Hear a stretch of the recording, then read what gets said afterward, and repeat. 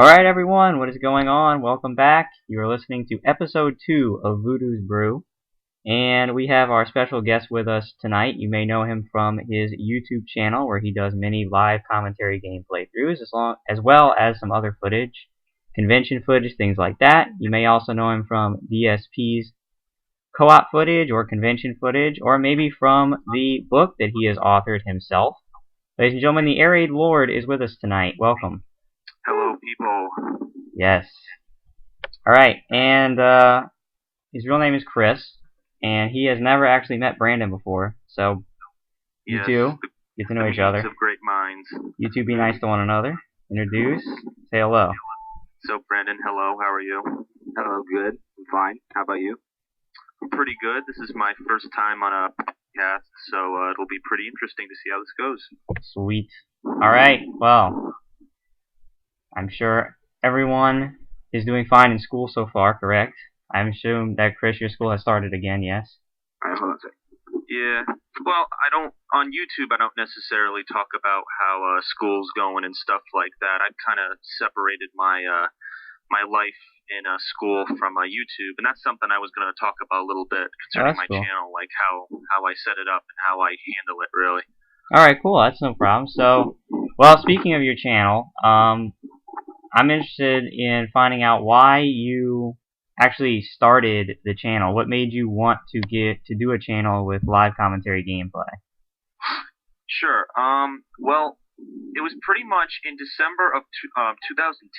That was when I first started my channel. It was I think the 27th of December. I'm actually looking at it right now, and that was when I first uploaded my first video. And it was I was influenced by a couple of different things. One of them was my friend Phil, obviously. Voodoo just mentioned who he was, the King of Hate, who does lots of live commentaries on YouTube. And at the time, I had been watching his content since 2008. I randomly came across it while looking for Fallout 3, the different endings in Fallout 3. I came across his gameplay because he tagged it because, he was getting angry at a part, and I found it. So I've been following him for a couple of years, and I was able to follow his commentary, and, he had ups and downs and stuff, and I was kind of influenced by it, and I was like, well, I can try to do something that's like him, but I can also try to put my own spin on it. I can try to do something unique. Right. And at the time, I was kind of facing lots of struggles in particularly, my school, my friends, my life. I was individual. I was mature. I had, values in my life that I honored. And I wasn't, on the same level as many people that I knew in my personal life. So, I was like, hey, why don't I do something different? Why don't I open up this YouTube channel? I don't really know what I'm going to do. Actually, that holiday, I had just received a video camera from my parents for Christmas because they had known that I was going to be, trying to do something like this. Right. So I got the it wasn't a camera, it was a camcorder, actually. Mm-hmm. And I got it. I didn't know how the hell to use it. I put it at an angle. If you watch my very first video, it's on an angle. It's all cut off. It's all weird. And so at the time, I wanted to do like a walkthrough video because people were saying, oh, if you want to attract viewers, if you want to actually get some people, try to do walkthrough videos. So I knew how to get this skin for Assassin's Creed Brotherhood, so I did how to get the skin from Assassin's Creed Brotherhood, and I was doing it blind, and I was just, running up stuff, and I was actually able to do it. And I made 3 videos of that, and I kind of experimented, put them into Movie Maker and stuff, and that's basically what I started out with. And then I made my first remix for Phil, just something, cool I did. It was just, me screwing around on, Sony Vegas, Windows Movie Maker, programs like that. Basically just to, goof around, stuff like that. And then I decided I wanted to do, like, playthroughs and stuff. I was like, the walkthroughs, I'm going to get to a point where I'm not going to know how to do this stuff because, let's face it, I'm not a master at any of these games, multiplayer for Call of Duty or any walkthroughs in general. I'm not really good at video games. I just sit down and have fun with the game. I don't really, master it. So I decided to do playthroughs. My first playthrough was the first DLC for Fallout New Vegas, which is eluding me right now. I'm not sure what it's called. Dead Money. But, yeah, that was my first playthrough, and it was on that really crappy camcorder. The quality wasn't good, but I just kept doing playthroughs, games that I was interested in. And from there, I just kept doing playthroughs. And now I guess I'm here because I've been doing playthroughs for, almost a year now. Over a year. I had my channel anniversary, and everybody was able to see my funny presentation. I actually, for 1,000 subscribers, I took an old teddy bear that I had when I was 2 years old, and I flew it in front of the camera, and everyone got a kick out of that. Yeah, so that's the story so far, in a brief sense. That's cool. It's funny that you mentioned, like, the first videos and stuff you did was all crooked, because it's the same thing with me, basically. When I started, I had gotten a Sony camcorder, and it was a spur-of-the-moment thing. When I did it, I had no idea how to center it or anything. It's all, crooked, off-center. The brightness is, like, horrible. Yeah, exactly. Even when Phil started in 2008, his videos were crooked. It was all on the side and stuff like that. Yeah, most of his Fallout 3 stuff. So everyone's got to start somewhere. Yeah, definitely. So you said you wanted to talk a little bit about how your channel was set up and that kind of thing? How it was set up? In what way do you mean? Well, when you said earlier, that was one of the things that you wanted to talk about, was kind of how your channel was, how you said you separated kind of your personal thing from your YouTube thing. Oh yeah.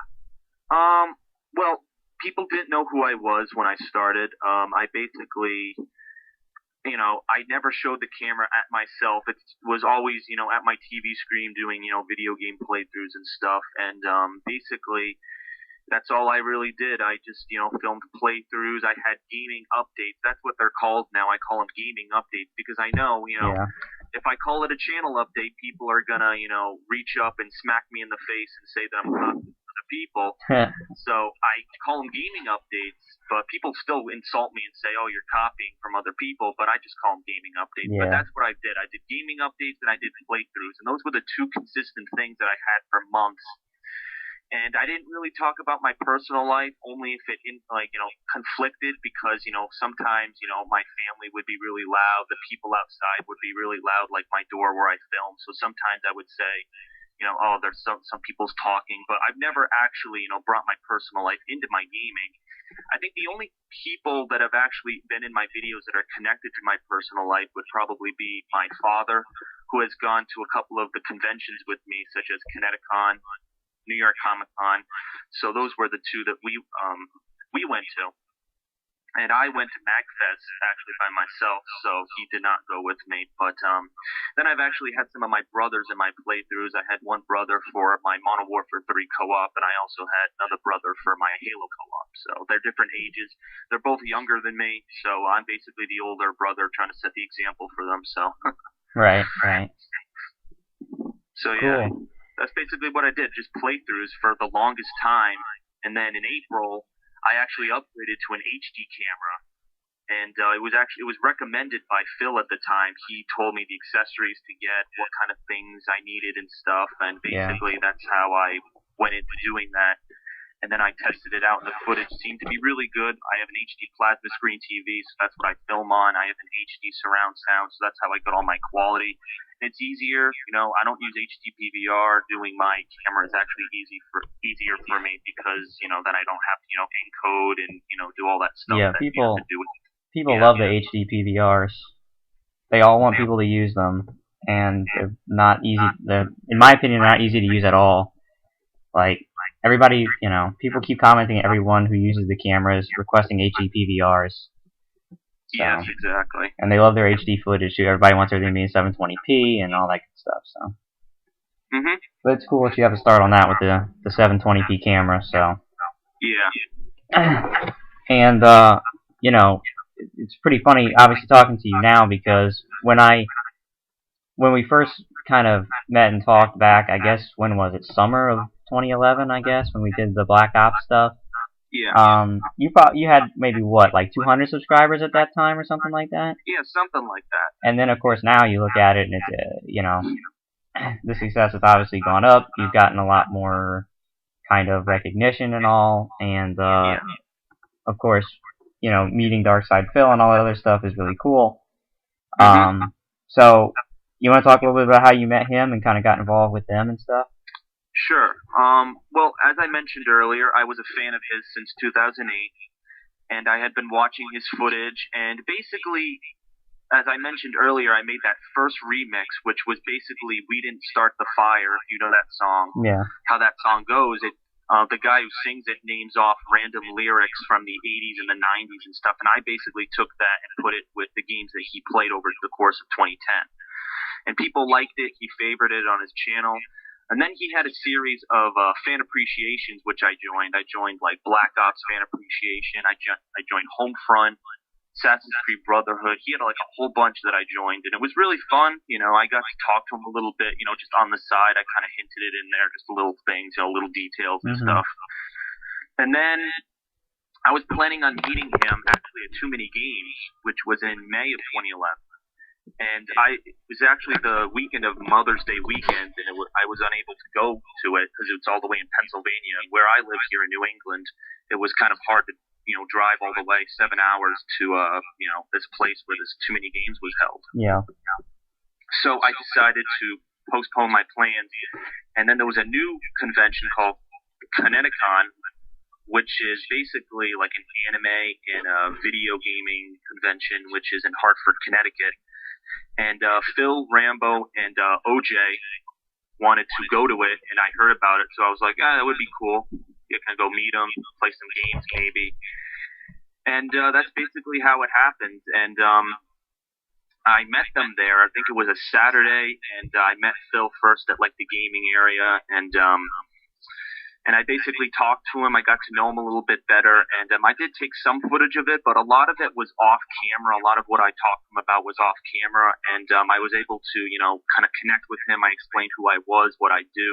A lot of what I'm explaining now, kind of, and we kind of were able to connect in that way, and he actually gave me his cell phone number on his BlackBerry, and I was able to communication with him that way. And then I filmed some matches of his at Kineticon for Street Fighter. I got to talk to John Rambo a little bit. I got to talk to OJ a little bit. And then by the time I was done, I was feeling pretty good, and I felt like I had, a pretty good connection with him. And then, I had his number in my BlackBerry, or not my BlackBerry, my phone. So I said, let me see if he wants to do co-op. So at the time, I think it was August of 2011, and the Resurrection map pack, the last map pack for Call of Duty Black Ops had come out, so I was going to do co-op with him. So what basically I did was I asked him, do you want to play? And he said, sure, we can play. And I think it was like a Thursday. It was before Hurricane Irene hit.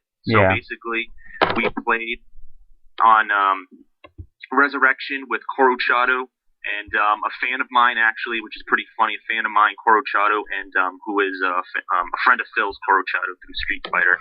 And Phil played. We all played. And then after that, basically, I had talked to Phil, like, on the side, because what happened, again, it's kind of ironic. This stuff kind of just happened by chance, and it just kind of strung along. What happened during our co-op playthrough was Koruchado's internet actually went out, and he was in a blackout, so it was just Phil and I in the game. Yeah. So we were trying to figure out what to do. We stopped our cameras, and we're like, all right, what should we do? So I actually went online, and I'm like, all right, how do we actually do the Easter egg for this? So I was talking to him and stuff, and we kind of struck up conversations and stuff, how I met him at Kineticon, other co-op things we could do and stuff, and that's basically how that happened. So then we tried to do the Easter egg, we failed, we died, and then we just, we exited our systems and nothing happened from that. And then later that night, I went on my YouTube channel and I had like 500 subscribers in like night. I'm like, holy shit, what the hell just happened? And I went on to Phil's page and I saw he put me in his other channel section. And I was surprised. I'm like, I never asked for this. I never, said, hey, can you do this for me? I never ever requested it. He did that of his own, volition. And I, had nothing to do with it other than the fact that I've gotten to know him. So, it was completely, it was a good, honest act, I guess, on his part, or I don't know what you'd want to call it, but, it was really nice to do something like that. So that's where that happened. And that's basically, I don't want to say every single one of my subscribers came from that jump in promotion, but, a lot of them obviously did. And some of them have been thankful. People have been like, I can't believe, if Phil didn't show you on his page, I wouldn't have seen your content. I really like your content, and I can't wait to see more from you. So, I'm really glad he's given me an opportunity to, not only now I'm making money with my videos, but not only, that, but now I get to meet new people and stuff. So he's given me a lot. So I'm very thankful for everything he's done. And when he had his panel at MagFest, I actually, if you watched his video, the last part, I stood up and said, it's been a pleasure to get to know you, and I thank you very much for what you've done. That's what I stood up and said a couple of months ago. Not a couple of months, a couple of weeks ago when I was at MagFest. So. Right, very cool. Seems like a great guy. Seems like a cool dude. All of his friends seems like cool guys to hang out with. Seems like a lot of fun. Brandon, you've been very quiet. Do you have any questions you'd like to ask about this? Yeah, well, I mean, I was just, he's trying to, explain everything, about his channel. But I was going to ask you, when you first met Phil, were you, nervous? What was going through your mind? Well, I was a little nervous because I didn't know, because obviously he kind of had swings, in 2009, he didn't like the younger audience that he had. He kind of responded negatively towards them. Yeah. Right. So, I was sort of young. I mean, I'm a teenager right now, so I didn't really know. I was like, yeah, maybe he will. But again, because I'm not like most people my age because I'm so mature, because I understand, more things in my life than most people do. I think he was able to see that, him being, himself being, a mature individual and being, very hardworking. He explained the company he used to work at, the company that he got fired from. And, he explained that all to me. And, so it seems like, he's a very hardworking person, and even my father, who's a respectable, person who's worked in, these high corporation jobs, he thought, at first his thought of Phil was, oh, he's just this fat guy playing video games. But he came to me at the end and he's like, you know what, your friend is actually a very nice person. I had, the wrong impression of him. So, and I told Phil that, and he's like, yeah, well, when most people get to know me, they actually say, oh, he's not a horrible person at all. But most people on YouTube think he's like an evil person. All these people who hate on him and stuff. So Yeah. Well, you got to have respect for him because, especially in I know myself, Chris, we can relate to this. That just because he plays games, it's not like he doesn't work hard. I mean, it's a lot of hard work. It's more work than people think. It's very time consuming to sit here and play all these games and do all this stuff, especially with the amount that he does. I mean, I couldn't, imagine, doing as much content as he does. And, I've always kind of looked at what he does as kind of like the embodiment of this country. I mean, the fact that you can completely take something that you enjoy doing, and because of your personal spin, your attitude on it, you can completely change it into something that, you can make a living off of. And I've always kind of admired that and thought that was pretty neat. I thought he was pretty lucky, to be able to do something that he loves doing, to make money. So it's awesome. Yeah, exactly. That was what his skit at MagFest was. It was his whole story, the trials and tribulations that he had, his history with video gaming. And, it's a pretty unique story how he was able to, take something like that. And I think one of the reasons is, I see myself a lot like him, like, how he was brought up, where he went to high school, the friends he had in high school, his personal history, the person that he was when he was younger that nobody really knows about that I kind of do. I see myself, as him. Like, I never, tried to be him. I've just, been myself. And I'm like, here's someone who's very similar to me, who shares the same morals and ethics that I do, and I, can really relate to it. And that's why he's such a good friend of mine. But people, make an assumption like, oh, you used to be a fan of his, so obviously you're an attention whore, and all you want is attention and views and subscribers from him. And people, that's not the case at all. I don't ask for any of this. Again, as I said earlier, I didn't ask for him to put the other channels thing. He did that of his own, goodwill. I mean, it's just, all this has been him doing. I've never asked any of this, so. Yeah, that's pretty cool, I think. That's, because, I mean, he meets a lot of people at these conventions, but doesn't, put them up on the channel and do all this other stuff. So that's pretty cool that he did that for you.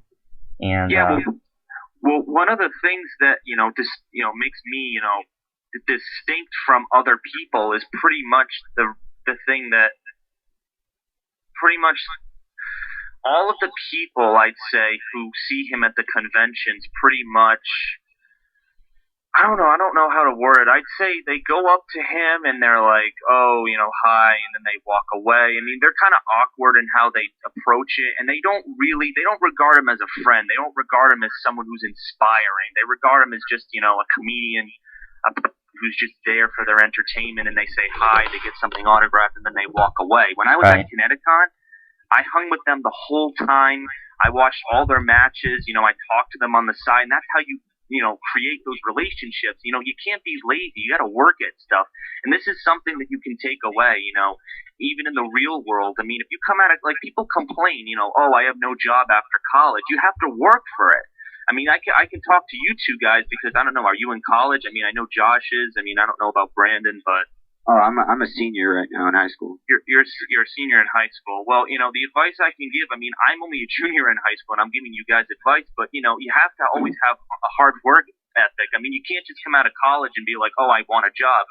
No, you got to get internships. It's a process. I mean, just like anything. I mean, if you want to have a friendship with someone like Phil, you got to work for it. I went into his. It was a process. I started with the remixes, then I went to the those fan appreciation matches, then I went to conventions, and I kept going to conventions, and that's how it works. I mean, it's not easy, but you got to do it. I mean, if you want to be friends with somebody, I mean, that's the only way I can put it. Yeah. That'd be pretty cool if we lived up in the Northeast. It's a shame that, he should start doing some like whole country freaking, Comic-Con scene or whatever. It'd be pretty great because, it's cool, obviously, to be able to go and meet him. It just sucks for the people who don't live up in the Northeast. It's really not too feasible. But yeah, no, that's cool, and certainly an interesting story for you to be able to meet him and kind of get close to him and stuff like that. So, but you didn't just meet him at Kineticon. You also went to MagFest and had a pretty big time over there. So. Yes, MagFest was the most fun out of the both conventions. New York Comic Con in October and Kineticon in 2011. Kineticon was really anime. It was really no video gaming. It was a very small section for video gaming. New York Comic Con was like, I don't know, what word should I use to describe it? It was massive. It seems like a press event, you know what I mean? There were tens of thousands of people. Yeah, overwhelming. That's a good word. I mean, there were just so many people. I mean, it was insane. I mean, I was running over people. People were taking pictures, and I was smashing into them. And I told my father this, and he was getting a kick out of it because he got smashed in the head by some guy dressed up like Captain America. Oh my God! He swore at him. He's like, "Fuck you, Captain America." that's like the highlight. All my fans are like, "Oh, your dad's so cool," and I'm like, "My dad swore at a guy dressed up as Captain America." Now you want him in playthroughs and stuff. It's like, what happened? My dad thinks it's hilarious. Yeah, I mean. Yeah. Well, not to break topic, but I'm kind of curious. Is your dad is he all into all the gaming stuff too, like the conventions and stuff, or does he just kind of go with you to keep you company, or is he really he likes the comics and stuff? Well, it's a combination of the two things you just mentioned. He wants to keep me company, and he also wants to see the video games. I mean, he doesn't really play video games. I mean, he has a job. He's like the everyday middle American job thing. It's the family, the hard-working father, the mom. It's a typical American family. It's nothing, out of the ordinary. So, obviously he has a job that keeps him really, really freaking busy. Mm-hmm. I see him sit down and play video games. Like, the thing is, this is why people have been requesting a playthrough. He used to play, I don't know if you guys have ever played this game. It's Yu-Gi-Oh! On the original Xbox. It's a Yu-Gi-Oh! Card game where you basically face the people from the original TV show. And I don't know why I bought it, but he started playing it, and he just kept playing it. And like during the summer, I'm like in 2005, I'm like, why are you playing that game? He's like, I don't know, it's fun. So he still plays it? No, I mean, I think our Xbox is in storage, the original one. Now what he'll do is he'll play with my little brother. He'll play like Black Ops, like Call of Duty Black Ops, like the combat training, because he's horrible at the multiplayer. Obviously, I mean, it's not his generation. Right. He grew up with Pong. He grew up with the original Street Fighter. He grew up with those original games. So, he's playing Call of Duty and he sucks and he only does the combat training just to, have fun. He doesn't really care about getting anything, so. Yeah, it's pretty funny. Like if I play, sometimes I'll play my dad in like Madden football and stuff, and it's just funny to watch him try to. He's like, I don't know what to. He's like, this controller has more buttons than like my car. I don't know what the hell I'm supposed to do. He's like, what? Why do I have to hit 18 buttons? Why can't I just hit one? I don't understand. Yeah. My father can relate to the games. Like he's not overwhelmed, I think, to that degree like your father is. I think he understands how the games have worked. I mean, he has memories. I mean, when my father and my mother were, going out for like the first time, my dad's like, "Oh, your mom would go up to the arcade and she played Street Fighter for 5 hours straight, and I couldn't get her to stop." I'm like, "Really? This is the same mom that was telling me to get off the video games?" Yeah. So. All right. So anyway, I was interested in that, but that's fine. But anyway, back to MagFest. It seemed like MagFest was definitely more the convention geared toward gamers and just gamers kind of going together, having a good time. And from what I heard from DSP and all that kind of stuff, it wasn't so much about selling things as maybe some of the other conventions were. And Comic-Con, which I guess is more kind of like a big, press event sort of thing, where it's like, let's debut all the new games and kind of show what's going on.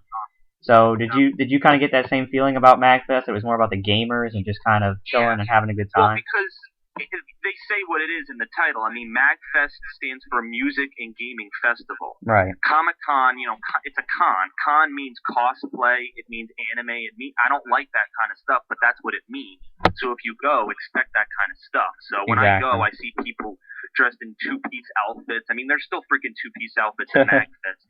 There was this one girl. I mean, you guys are going to get a kick out of this. There was this one girl at the vendor table where Phil, Rambo, and OJ were selling the candles and the shirts, and my novel, obviously, I had that on display as well. This woman had this two-piece on, and it was like magnetized, so whenever she went down to look at the shirt, the magnet that was holding the shirt to the table would stick to her two-piece, and it would be like falling off. And you see OJ looking down with like these wide eyes. And John Rambo's like, OJ, don't get any ideas now. That's not right. Come on now. What the hell? How do you magnetize a two-piece? I mean, that's pretty severe. I mean, that's a pretty serious costume. Yeah, and at the time I was filming, there was this classic game that was set up right next to their vendor table, and I was playing this game, and I didn't really notice it, but my camera had that range to see that, but I wasn't looking at it, so I get all these comments, "Oh my God, look at Magnet Woman." I'm like, what? Then I look at her, I'm like, oh my God. That's great. That's pretty funny. Yeah. Oh, Brandon, go ahead. I was gonna ask you. So you like Phil and John have different experiences. Going to different places during MagFest. And I was wondering if you have any crazy stories, like if you went off on your own to go check out a game or something crazy happened. Do you mean if I went alone anywhere, just an alone story? Do you mean with other people? Yeah. No. To go check out something during the convention. Well, for the most part, I hung around with Phil, but I think, let me see, I'm trying to think of when I was alone. Well, in the morning, I had played Call of Duty, and that was kind of uneventful. Actually, here's a story for you. There was this woman, I was touring around the convention center alone, looking at some of the people who were set up, the vendor tables. And I actually went up to this one woman, and I was looking, and she had like the kind of like the action figures, like you can put them on the wall. Like I'm sure you've seen, like Phil had some of them, like the Mega Man figures that are plastered on the wall. Yeah. She was selling some of those, like it was like Halo, Call of Duty ones, basically. And I go over to her table, and she's like, "No taking pictures." I'm like, "What are you talking about?" She's like, "No taking pictures, no taking." And I walk away, and I'm like, too bad for her, I was filming. Like, I was filming with my camera. She didn't know my camera could film, so I was filming her stuff, so it didn't matter. So everyone saw her stuff anyways. And Phil's like, wait a minute, what the hell is she talking about? There's a policy that says you can take pictures of anything you want. What the hell is she talking about? Yeah. People get too uptight about that stuff. Yeah, I know. Yeah, so that was one funny story. I never understood why people were like, why wouldn't you want your stuff, like, out as public as it could be? I mean, I can understand, with Phil's case, with Project 7, he doesn't want anybody filming the. No, I understand that, But if you're selling something, it's a product. It's not like it's a TV show or web series. It's a product. If you're selling goods, you would think that you would want them to be as promoted and public as they could be. Right. Exactly. Obviously, she doesn't know what marketing is, so or the internet apparently. Yeah. Which is like the biggest form of mass, communication, and I don't know. That's always been weird to me. How vendors were always like, "Don't take pictures, don't take videos." It's like, okay. Yeah. So that was one funny moment that happened, and I do have a couple of group funny moments I had with Phil and the gang. If you want me to explain any of those. Yeah, go ahead. Yeah. Well, there were some that I didn't necessarily want to mention, but I did, because basically, here's what happened. Saturday night, we ended up going out to eat with 10 people. Let me run down the list of the people that were there. It was Phil, John Rambo, OJ, Howard, the 2 members from Respect the Pact who are making their Project 7 show, and then there was one guy named Marcus, who's actually a really good guy. I got to know him a little bit more. He knows Phil and Rambo from way back in the day in Street Fighter. Then there was another guy who apparently they knew from Street Fighter, and then there was another fan. There was like a fan guy who was wearing one of the shirts.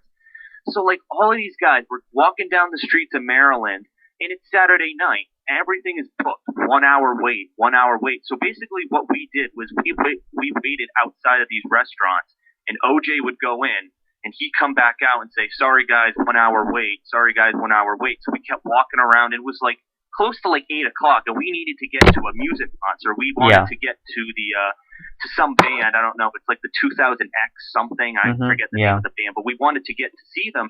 It was taking time, so eventually we just waited an hour outside of a restaurant named Harrington's, and we waited outside of there, and we eventually got in. We got seated. We got our food. It took like 2 hours, and finally we get how much our food is actually going to be. So the guy gives it to us, and we look, and it's like $314. So Phil's like, all right. He takes it. He says, you gotta put your money in that you owe for your meal. So basically, we handed it down the table, and it comes around, and we all put our money in, and Phil counts it up and says, wait a minute, we're like $80 off. So we kept passing it around, and we kept trying to put money in. And Phil's like he's getting frustrated because we're late to this concert, and he's trying to get there. So basically, he's counting the money, and he got frustrated, and he got so angry, he's like, you know what, fuck this, I'm done. He takes like $100 from his wallet, throws it on the table, and storms out. He was pissed. Jeez. God damn. And I actually, I was only able to stay Friday and Saturday, so I wanted to make sure everything was okay. So I went to his hotel room, and I said, dude, are you okay? And he said, yeah, it wasn't your fault or anyone else's. He said, somebody put $0 from our table. Of the 10 people that went with us, there was somebody who didn't pay at all. Well, obviously, I mean, as long as everybody put in enough for their meal, there shouldn't be, you shouldn't be ridiculously short like that. But that's always a pain in the ass. Like, I went to prom with a bunch of people, and we went to the sushi place, and for some odd reason, they didn't split the check, and I don't know why restaurants do this. But we were literally sitting there trying to figure out everyone's cost and getting the money together for like half an hour, and then of course we had to figure out the tip and who was going to pay. It's a mess. I hate doing all that stuff, man. Yeah. If they don't split the check, then I'm leaving because I don't want to deal with it. Well, the problem is from the very beginning, I've never gone out to eat with Phil or anything before this. So I went up to him and said, look, is it all right if I hang out with you guys, if I go out to eat and everything? And he's like, sure, that's fine. I have no problem with that. But there were some people there who did not ask his permission, number one, and then on top of it, they didn't pay. So I was kind of bullshit. I'm like, dude, this is me, my morals and ethics. I take the incentive and ask and make sure everything's okay, but you just assume and go along for a free ride, and then you don't have to pay. Well, that's a bullshit to not pay. Exactly. I mean, that's messed up. Yeah. So we never figured out who it was. So to this day, we're still. I don't know how do you go somewhere and expect someone to pay for you? I don't know. That's pretty messed up. But anyway, exactly. So did you? I assume you did go to some concerts. Did you go to the Uematsu concert? Yes, we did. Is that the Final Fantasy? Yes. Yes, we did. We How were was able that? to see that. We missed part of the year 2000X. Year 2000X does like techno stuff for Final Fantasy. Okay. And actually, Phil was able to contact them. I don't know if you heard. He's getting them to do the soundtrack for Project 7. Yeah, I heard about that. Yeah, so they were really thankful that we filmed and stuff. But basically, yes, the Final Fantasy. I'm not sure what that guy's name was, who's the composer, but he did all of the music afterwards, and it was really good. But it was late. It was like 11, 12 o'clock, and I was tired. Right. And, I had to catch my flight, all the way back, like an hour and a half flight back, like 6 o'clock. So I was like, guys, I'm dying here. So the concert ended. They went to the gaming area, and I'm like, no, I'm done. So I said my goodbyes. I'm like, all right, goodbye. So Phil wasn't there. Phil was in his hotel room, and that's when I went up and I said, listen, dude, are you okay? Is everything okay about the food thing? And then he explained to me what happened. Then I said I said, I'll see you later. And right. Cool. So, did you get to meet Howard? Yes, that was my first time actually meeting Howard. MagFest was, and I asked, some questions like, did you see my novel? And that's the funny thing. Phil, John Rambo and Howard read my novel when they go over to Phil's house. Phil has his own copy. OJ has his own copy, but Rambo and Howard read it when they're at his house, just on the fly a little bit. But that's okay. Cool. Did you ask him if he had seen any turbans full of bombs while he was there? Turbans full. No, I didn't. He was doing some pretty funny stuff. He touched the shirts and like everything was falling down. Oh god. He there was like an adjustment on the tripod. He touched it and it fell down. So he should avoid cameras and tripods at all costs. I think he's not the most graceful person. Hilarious. Were you ever with Rambo when he was doing some of that footage? Because I watched his footage and that shit's hilarious, man. Like he makes people like so awkward. It's really funny. Yeah, he had some, tactics. He was trying to get people to join the, because they were vendors. They were trying to sell their product. Yeah, exactly. So he's like, hey, you, over here, hey, you, over here. So he was trying to reel people in. Some people responded positively. Some people just ignored him. Some people didn't really know what to say. It was kind of funny, actually. And, there would be some times where people would check out my novel. They would be touching it, looking at it, and Rambo would be like, go over there, see what they want. Then I go and say, are you interested? And they're like, no, just looking. And I'm like, it's for young adults. And they're like, yeah, reading's hard. I'm like, this for young adults and teenagers. Yeah, reading's hard. It's hard. And this is like a 25-year-old woman. I'm like, okay, whatever you want. Well, I guess if you play too many video games, the other skills kind of go with it. If you're not careful. But no, I have to say, I love John Rambo. I think his sense of humor is really funny, and it's very unique. And he's one of those people that you can just sit there and listen. I think that's why obviously the show is so successful. I think he's one of those people you can just sit there and listen to, for that amount of time and just be entertained. I don't know, like the way he talks, like his rhythm of speech and stuff like that is great. I think he's really funny. So I enjoyed. Yeah. I enjoy watching DSP's footage, but I always enjoy watching Rambo's kind of his unique spin on it and the fun he has. So that's neat. He's a good opposite to Phil. I feel like he's an opposite to Phil. Oh yeah. And they complement each other well. Very well. Yeah, I think they complement each other well. Like when they do co-op gameplay and stuff, I think it's done pretty well. So. Exactly. All right, cool. Well, you sound like you had a lot of fun at MagFest. Yes, it was very much fun. So I guess I just have a couple more things about your channel, and then I'd like to get into your novel and talk to you a little bit about that. Sure. So with your channel, you recently just got a machinima partnership, correct? Yes, I did. So how's that going? I mean, are you enjoying that? Is it nice to be having the partnership?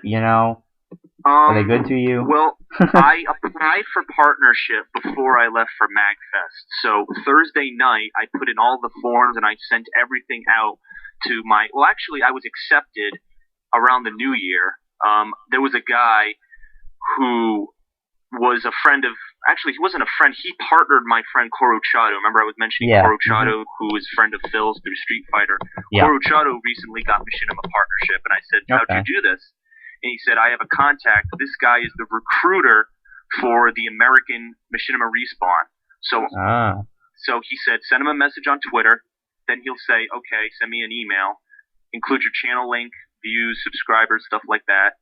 So I sent that, and then he comes back with me with all the forms and said, congratulations, you're in. And so I had to, send all that stuff out. And then finally, a couple of days ago, it actually officially went through. It takes a couple of weeks because it's all that legal stuff. You're getting paid. You're getting paid, so that taxes and all. It's a process, obviously. Right. Yeah. So. Well. So yeah. I guess the Machinima partnership is a nice thing to have, considering before I was using Google AdSense, which is probably one of the worst programs I think I've ever used. I've never used it before, but from what I've heard, it's, I don't know if this is official, don't shoot me if I'm wrong, but I think it's like if you click on the ads, is that correct? I don't know. Yeah, it's more, you get paid basically nothing for video views. You don't get paid. I mean, it's all, if you, and the bulk of the money comes from the ad clicks, and let's be honest, who the hell clicks ads? I mean, no one. So exactly. But it's not even that that's the bad part. It's the fact of how they operate, how they run. Because in the beginning, everything was perfectly fine. If I put stuff on gameplay footage, anything like that, in my description I would just write, oh, this is I have commentary over its fair use, and I would put the link to the fair use clause and all that good stuff, and I would send it in, and I would get ads almost immediately on all of my stuff, and it was great. And then I had one video that they sent me an email and said, oh, we've taken ads down because of, I don't know, it matched third-party content or something. But it still said my account was fine, everything was good. But ever since that day, I've never gotten another ad on my videos. I've contacted them multiple times, and they've said, listen, your account is active, blah, blah, blah. It must be a problem on YouTube's end, and since YouTube has no customer service, it's pretty much dead in the water, so no more ads. Not like I was making anything off of it anyway. Yeah. The way Machinima works, I'm not legally liable to actually tell you how it works. Yeah. But the only thing I can tell you is that you get paid viewer base. It's not clicking, it's viewer base. Which is that makes sense, actually. Yeah, it makes a lot more sense than ad clicks that no one actually ever does. Because I mean, think about it. If you're viewing the video, you're seeing the ad. Right. You're getting that exposure. So why I don't know why they would concentrate more on ad clicks. It doesn't seem, and I don't know. It was weird because they went through that spree where they were just asking all these smaller channels to. I mean, I was shocked when I got that email from them, and I was a little surprised. So I don't know what they were really trying to accomplish there with asking all of these smaller channels. I mean, are they hurting because no one's using their program because it sucks? They're trying to go to smaller channels if that's all they can get. I don't know. Well, let me tell you something, Josh. Let me tell you something. I mean, I'm just going to say this from my observations. The way you seem to be a little, I don't want to say jealous or envious, but I know, you kind of, it sucks that, I mean, looking at your subscribers, I mean, you only have like, a couple hundred and stuff, and I do kind of feel bad because you do put out a lot of videos. I check sometimes because, I did contact you that one time, and it kind of sucks. I mean, 100, and I know how that feels. In early 2011 I had the same thing. But to make you feel better, my friend Chris G, I don't know if you know who he is. His name, I don't know how to pronounce his channel name. He's probably gonna punch me in the face, but I don't know how to pronounce his channel name. It's like Spasmo something Studios, Spasmodics or whatever. Yeah, I don't know if you know who he is. Yeah, I've seen him on your channel a few times. Yeah, he basically he went to the same guy, the Rishi Chadha, who is basically the recruiter for America for Machinima. He only has 300 subscribers, and he got accepted a contract. Yeah, I mean, it's not necessarily jealousy or anything like that. It's just it's hard, sometimes on YouTube because that exposure, that that stuff is difficult to obtain, and it was good. It felt good when Google, wanted me to put these ads up. I don't know. It was just, like I said, it's not like I was making that much money off of it anyway, let's be honest. But it was just kind of, I don't know, it's kind of slap in the face for them to be like, oh, well, here's your ads. And then, this match is third party, so we're going to take all your ads off, and we're never going to put ads again. And, contacting us is useless. We're not going to do anything. So, I was like, wow, that's pretty funny. But no, I feel like, having a lot of subscribers would be nice, but for me right now, I'm enjoying what I'm doing. I'm having a lot of fun doing it. I'm getting to play games that I never would have played, previously, and just kind of getting more immersed in the gaming culture and stuff is awesome. And I feel like as long as I keep doing what I'm doing and I have fun doing it, that the people will come, and if they don't, they don't. But bottom line is I had fun doing it, and for me, that's what I'm riding right now. So. Yeah, exactly. I personally kind of wanted to know the answer that, because I've heard you mention me sometimes in some of your videos, and it seems like you kind of seem a little like sad, that you don't get as much activity, and that because you kind of do deserve it. I mean, you put out a lot of videos. I don't know, even more than me, less than me. I'm not really sure how many, but you definitely deserve some credit on some end. So I that's just my appreciate it. feelings. Well, sometimes I guess maybe you can't let yourself become discouraged, because right now I'm looking, I have 2,022 uploads, and it can be a little discouraging to put out all that and not get the the feedback from it. But like I said, I don't let myself feel that way for a lot of times. Like I said, I just keep doing it. I have fun, and I mean, I've made a lot of friends doing it. I mean, Brandon, I never would have met him had I not been doing this, and you met him through YouTube? Absolutely. He lives on the West Coast, and I live in New Orleans, and How did you meet? He contacted me and just said that he'd be interested in doing some Call of Duty or multiplayer with me, and I said that was cool, and we just hooked up one day, started playing, and we were just gonna play for a little bit. And it turned out we just hit it off and had so much fun that we wound up playing the entire day. Like, we played hours and hours of Black Ops, and since then, I don't know, we've just become really good friends, and we talk, almost on a daily basis, and now we're doing this show, so it's just doing this, I've met some cool people, and he's not the only one, so so Brandon, I mean, I don't mean to take control of your show. I'm kind of the person asking the questions now. No, that's cool. We're just talking. I kind of wanted to know, Brandon, how do you feel about the whole thing that happened, meeting Josh and stuff? I mean, I think it's interesting because for me, I mean, there are so many people. I mean, I'm at the point where I'm getting lots of friend requests, lots of messages, and I can't respond. I can't accept everyone. I have to turn people down, unfortunately. So how did you respond with Josh and stuff? Well, I saw his videos, and he's a funny guy. I mean, he's really a cool guy, and I thought, wow, I'd like to get to know this guy, play around. And I asked him to do some co-op with me, and right away he answered yes. And then I hadn't talked to him for like a week or two because I've been on YouTube, and I saw his channel update, and he mentioned my name. He's like, yeah, this guy Brandon Buffon asked me to play, but he disappeared, because I haven't been on in a while, and then I instantly messaged him back, and we just got on Black Ops, and we hit it off, and we've just been good friends ever since.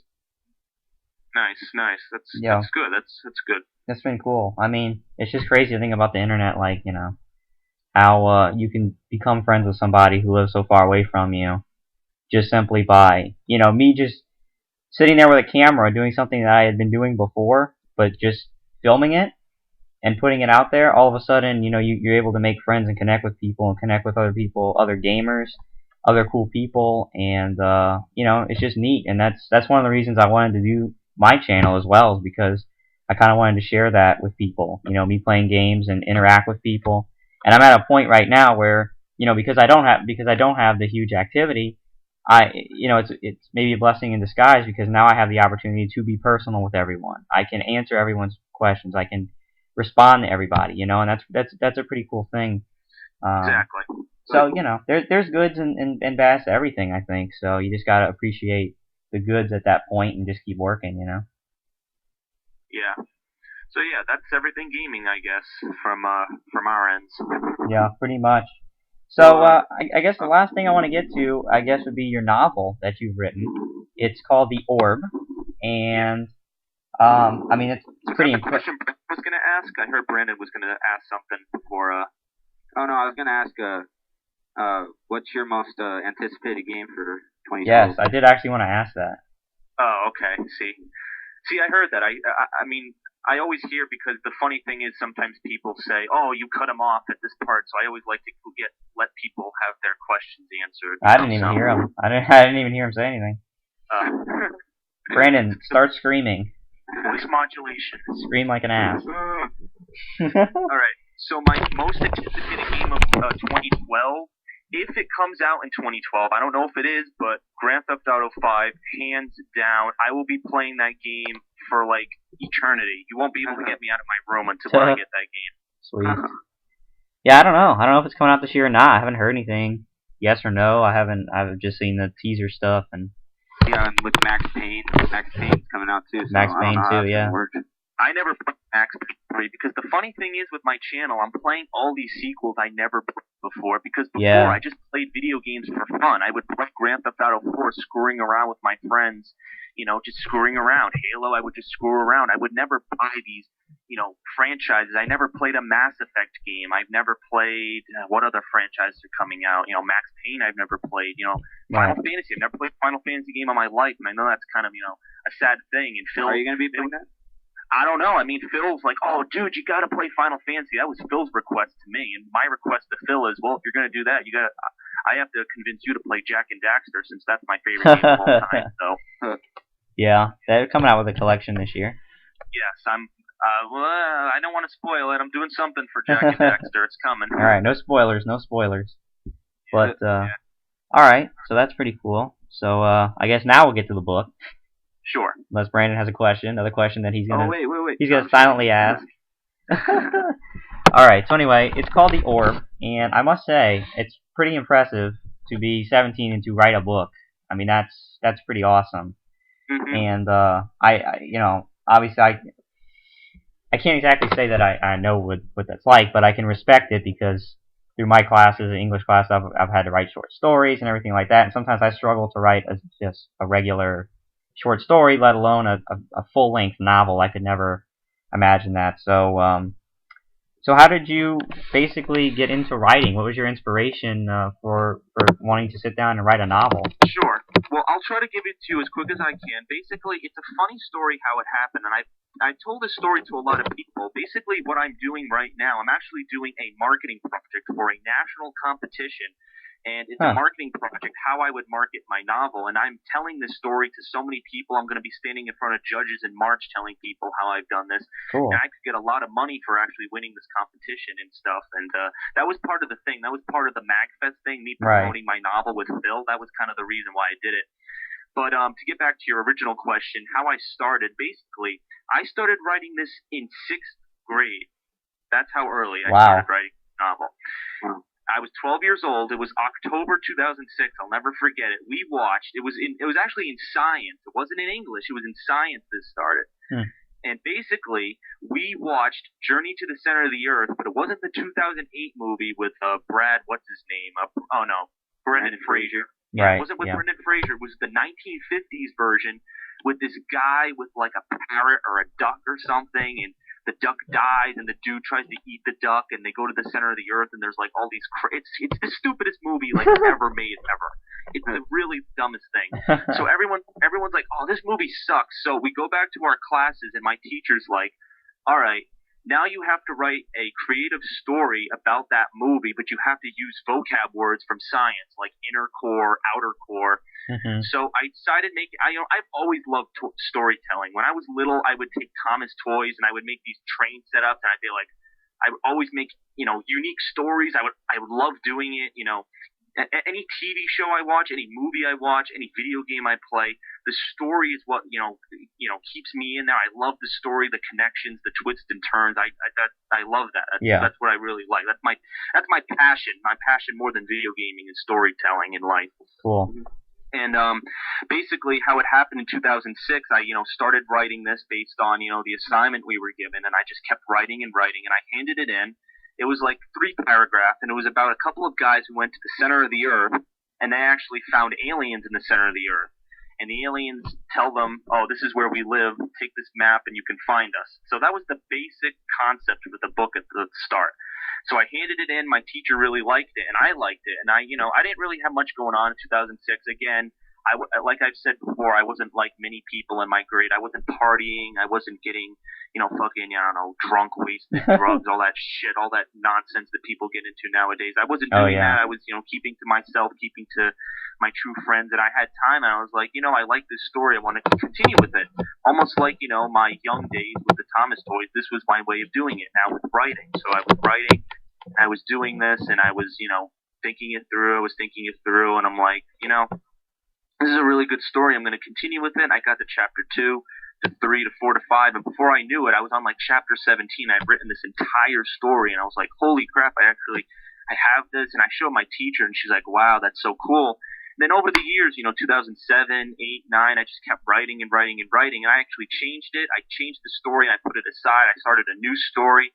So the story that I published is actually a new story. The original one that I wrote is actually going to be a prequel that I'm going to release later in the series, because it's a series of books, which I'm going to be writing. That's cool. So that's basically what it was. So, and basically I entered contests. I wanted to get it published. I entered contests on Amazon. I got, some publishers said, thanks for the, invitation, but we can't accept this. And the closest I ever got, I was like this close. I was like 90% to getting published with Hyperion, which I don't know if you guys know, like the Percy Jackson series. Yeah. But yeah, they're the guys who published that. My friend, I have a friend in school, and his father knows somebody in that industry who worked there, and they almost got me a contract to be published with them. But they're like, I don't know if we can successfully publish this. We've been thinking it over. We've been having meetings about it, but I don't know if we can successfully publish it. So unfortunately, we have to turn you down. And I was like, fuck, I was so close. I was this close. This happened in 2011. This was like February 2011 this happened. I was this close to having this happen. And I was like, shit. And I'm like, you know what? I want to get this out there in book form. I can't let this sit here. I don't want to forget about it. So I went the self-publishing route. I went through a website. They made me a custom cover and all the pages, and I was able to create it into a full novel. And a picture of it is actually my profile picture. My profile picture for YouTube is actually my little icon, the orb, which is like the hand. I don't know if I want to describe it. It's like the alien's hand going under the orb trying to touch it, because the orb is a super powerful object. If you touch it, you can create anything you want. It creates anything for you. So that's basically the concept. Well, I was wondering why didn't the one before your friend's dad's friend's company, why they couldn't accept it? They said, I don't know. I mean, let me see. I don't know. I mean, I could try opening. I don't know. Is it, actually, well, I'm opening my email right now. I don't know if it's going to destroy this conversation we're having right now, but I'm trying to find it. But I don't know. I could just give it to you quick. They said it would interfere with like editorials and stuff they were doing, and that they already had books that were coming out, and they didn't want it to interfere, something like that. I never fully understood. So a bunch of nonsense. Oh, so they had like a schedule set. Yeah, it was weird. They really didn't give me an answer. It was kind of just like, oh, we really want it, but we kind of can't. Like it was, they didn't know what they wanted to do. It was a weird, It was a weird email I received, and I never, to this day, I don't understand it. So a bunch of nonsense. Contacting them.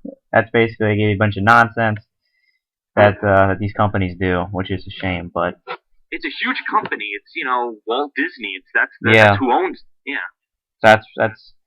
But no, that's cool, because you didn't get discouraged and you stuck with it, and you went through, published it yourself, and now you're selling copies, so that's pretty cool. So is being an author something that you'd like to continue doing throughout your lifetime, or is it just this series and you're done? No, I mean, I would definitely continue writing. I mean, already I've been visiting colleges, and I've talked to the head of the English department, and they've personally told me, they've been like, look, we can help you with, what you're trying to do. We have connections in this place, and this place, and this place, and we can really help you to, solidify something for this. And I'm like, oh, all right, maybe the opportunity will come in college. I don't know, possibly. But right now, I'm going to continue promoting it. Phil's helping me promote it as much as he can. He said it in a couple of videos. Mm-hmm. And, I'm promoting it. I have my own website. If you want to check out the website, TheAireaidLord.com is my website, which I've actually purchased. I have a license to it. Yeah, I'll go ahead and put that link in the description of the video so they can go check that out.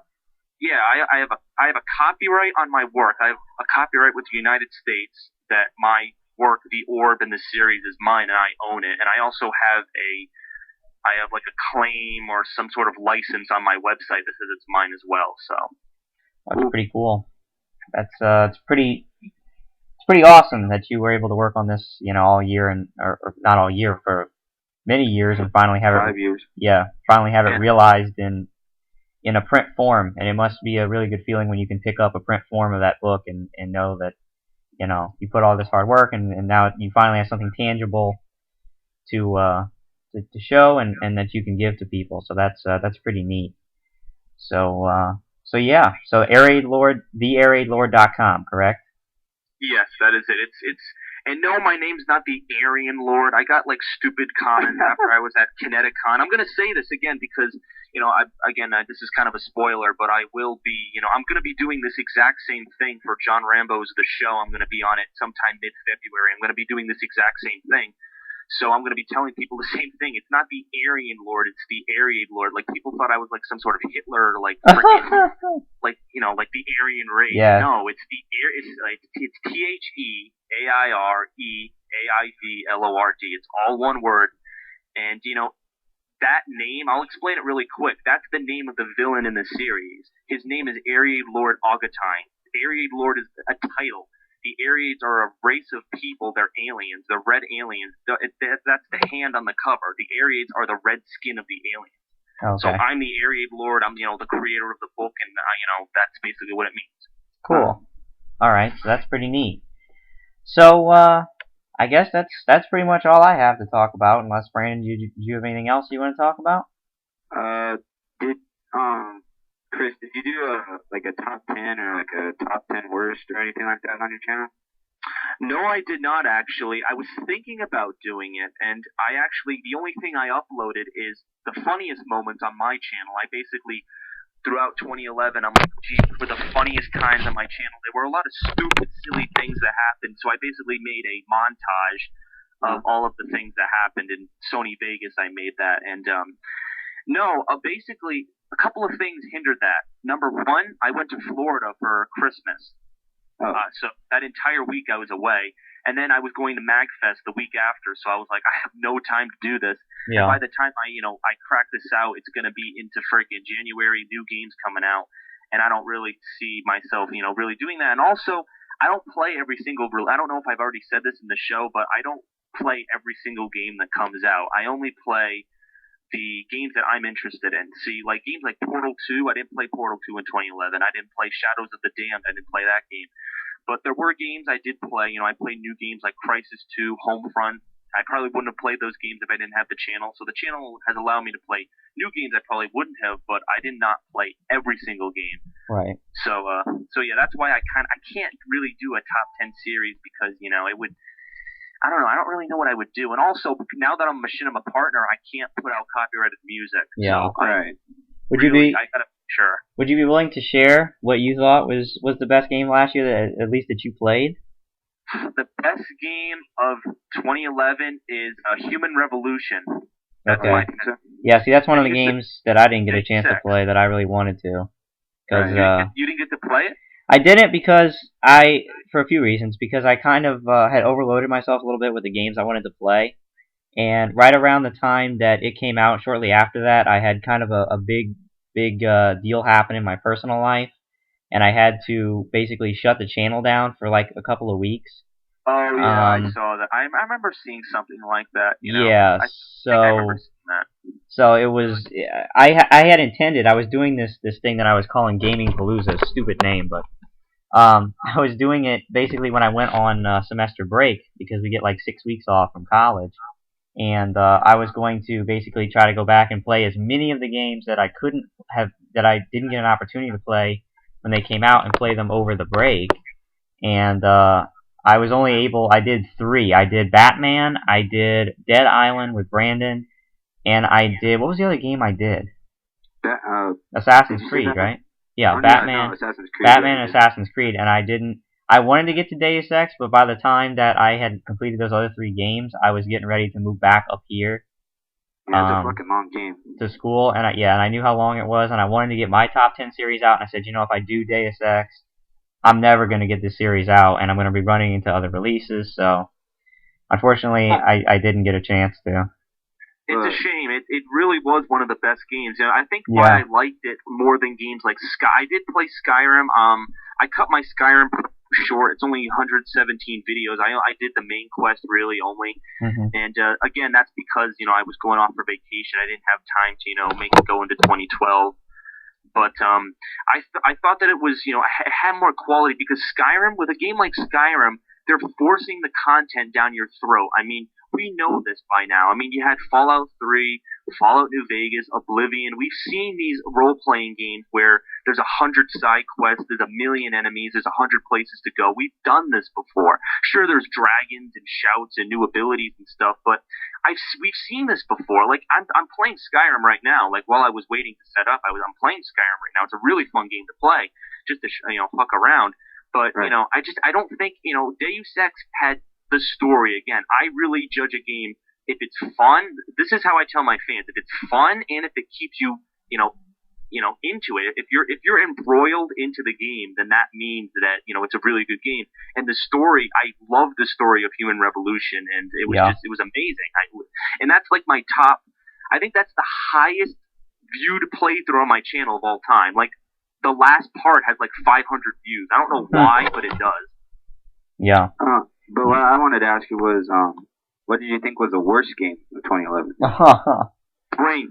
Yes. Yes. We agree. You should see part 17. I quit Brink. I quit too. This game horrible. I went on this rant why it's the worst piece of shit game ever. It should have never been made. I wasted $60. And I brought it back to GameStop the next day, and the guy's like, "Yeah, people have been saying this game's not too great." I'm like, "Yeah, damn straight." It's worse than that. $25 from it. It's not even. It's not even playable. And like it, I feel bad for you because I have GameFly, so I don't pay $60 because I know that there's gonna be a bunch of games that I play that are crap, and I don't have the kind of money. So I played it one day. It was complete shit, and I was like, okay. Maybe I just don't know how to play it. Like, maybe I'm being stupid. Yeah. Maybe there's something I'm not getting. So I was like, okay, I'm going to take a break. Because L.A. Noire came out that week as well. And so I was like, alright, I'm going to take a break from Brink. I'm going to play some L.A. Noire. I'm going to come back. So that's what I did. I came back the next day. I tried to play Brink. I went back into the customizer and kind of tried to recustomize my perks, my guns. I tried to do all that stuff. Jumped back in. It was worse. It was fucking worse. And I mean, in my opinion, my Brink footage is some of the funniest shit I have on my channel because it's so bad, and I got so like legitimately angry. Like there's a few times where I get legitimately angry at a video game. Like I'll get frustrated, but no, Brink, I wanted to take my TV and throw it out my window into my neighbor's house, and it sucked. I quit. I could not get past chapter 2. I couldn't do it. It was impossible. I even went online, and we still couldn't do it. So I said, fuck this. I put it back in the mail. I never wanted to see it again. Yeah, it was the worst shit ever. That is some of the funniest footage, especially when the game froze. Like, there was a lag spike. Oh, yeah. It was, like, falling through the floor. I was in tears laughing.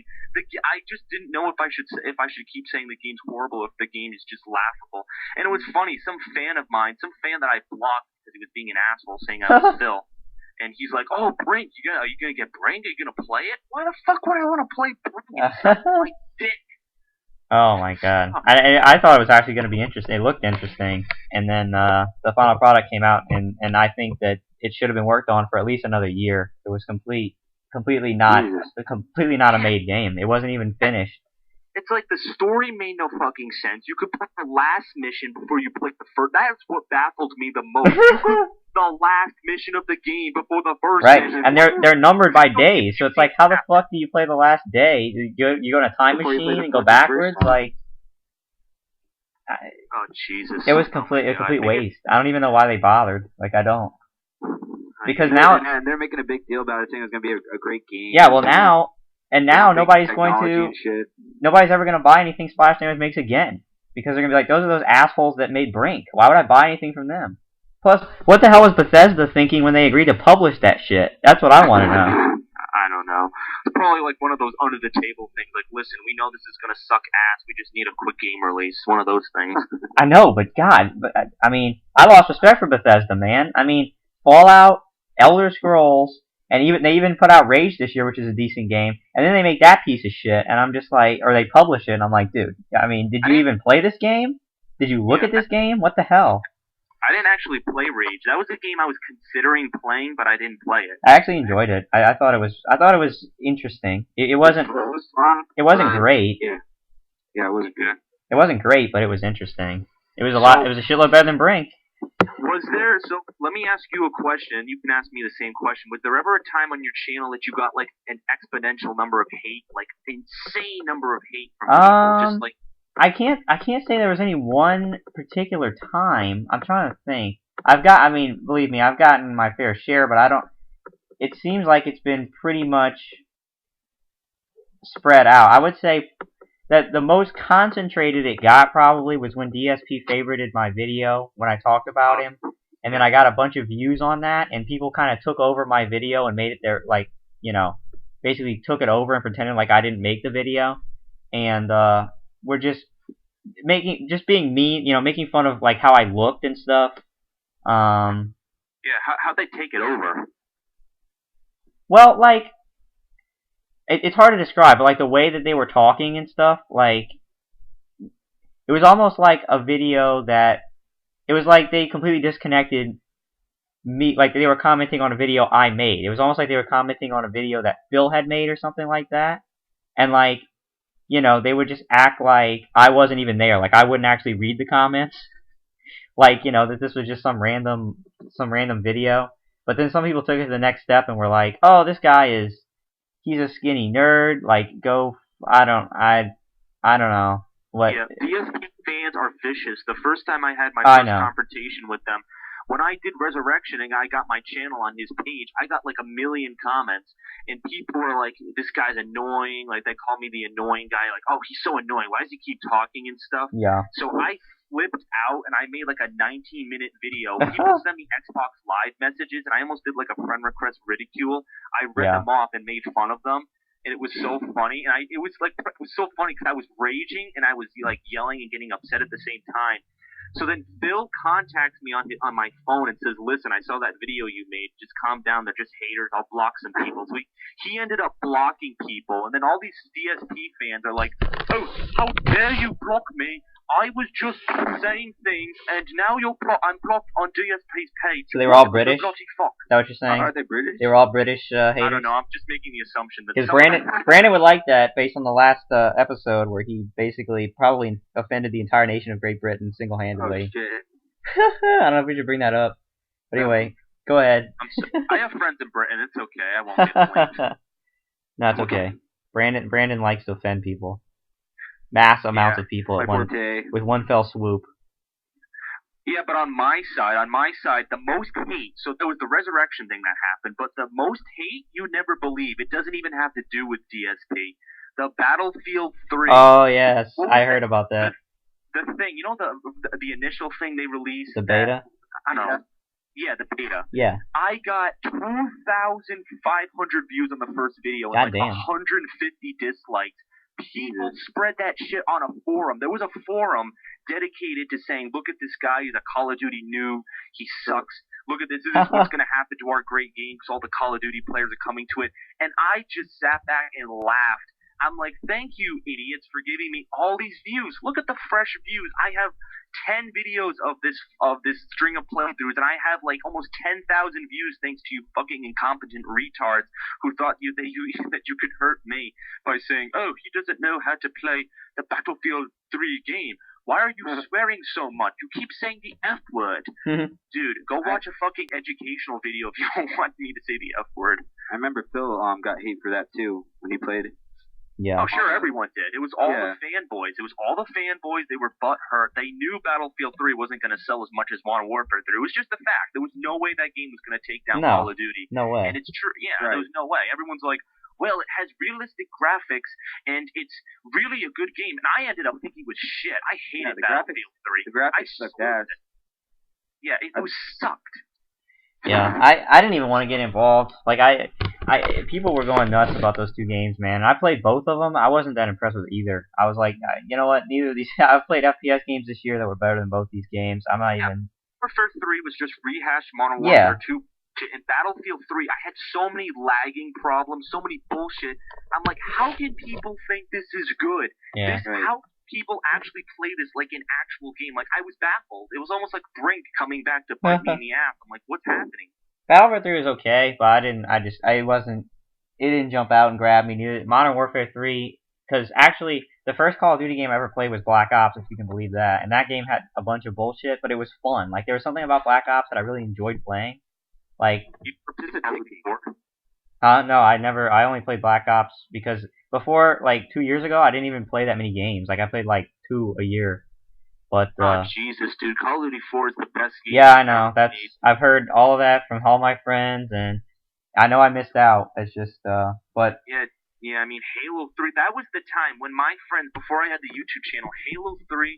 I mean, I still have Forge maps saved in Halo 3 that we fucked around. I'm like, oh yeah, I remember when we did that. Like, Halo 3 and GTA were the games I played, like 2007, 8. That was all I did.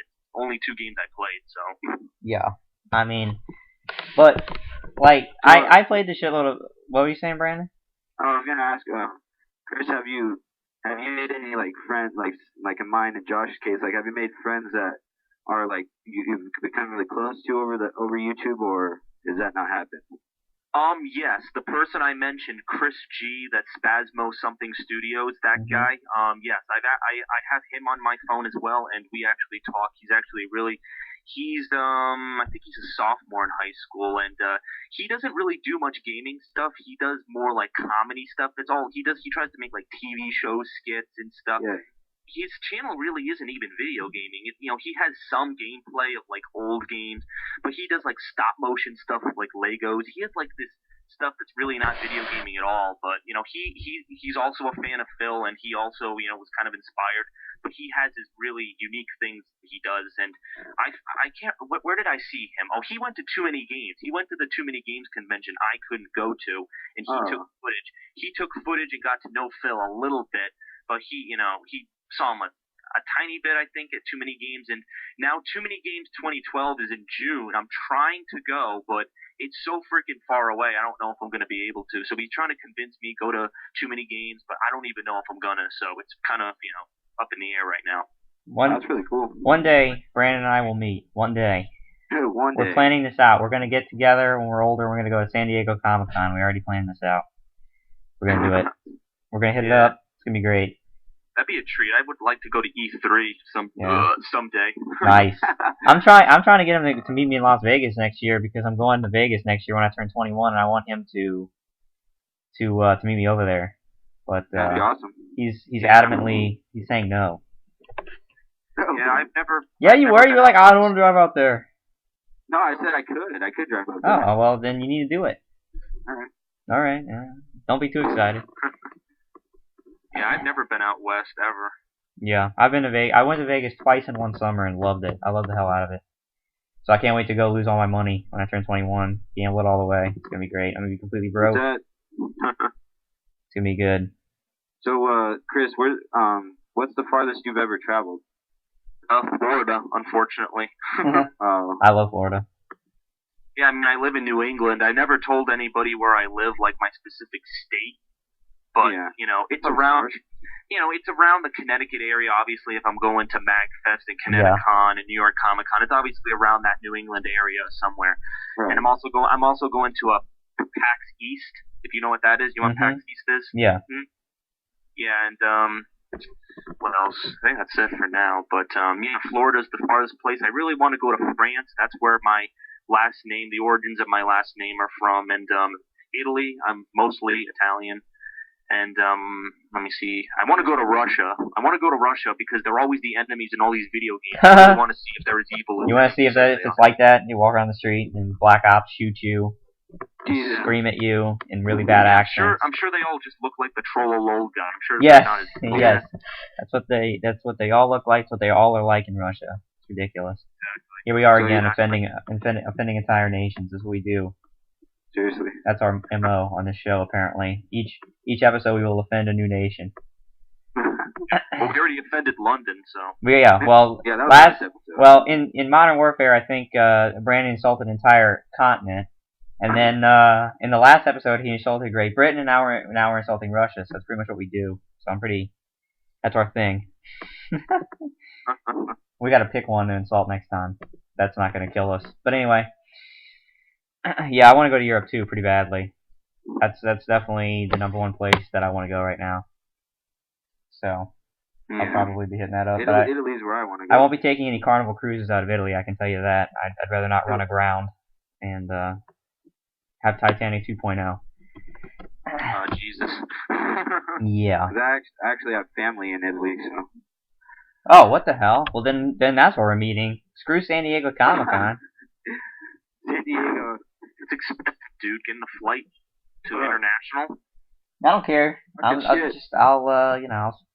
That's what I'm gonna go to Vegas next year and win all the money that I need, and then I'll use it to go to Italy. That's the master plan. So, question for Voodoo or Josh. Well, actually, really, 2 questions real quick. How did you get the name Voodoo 51292? Well, I mean, Voodoo is just pretty much because it's a big thing in New Orleans. Like, I love the city, and there's a lot of things called Voodoo in New Orleans. Like, we had an arena football team that was called the Voodoo. Our big music festival we have every year that I've been to a few years is called the Voodoo Fest, or Voodoo Music Experience, I think it's called now. And I just thought it was a cool, name, and then my birthday is tacked on the end of it. Oh, your birthday is May 12th? Yes. Oh shit, so is my sister's. It's fucking weird. Yeah. That's pretty cool. I knew that. That's why I made friends with you, so that I'd remember your sister's birthday. Yeah. And I think, what was the second question? I think the second question was, do you find yourself getting a lot of, the hate concerning people thinking you're copying DSP and stuff? Because I certainly got a lot of that. I still get a lot of it. The video I uploaded, I got some of it, but to be honest, it's pretty sad, but I don't think I have enough people viewing me to honestly, I mean, I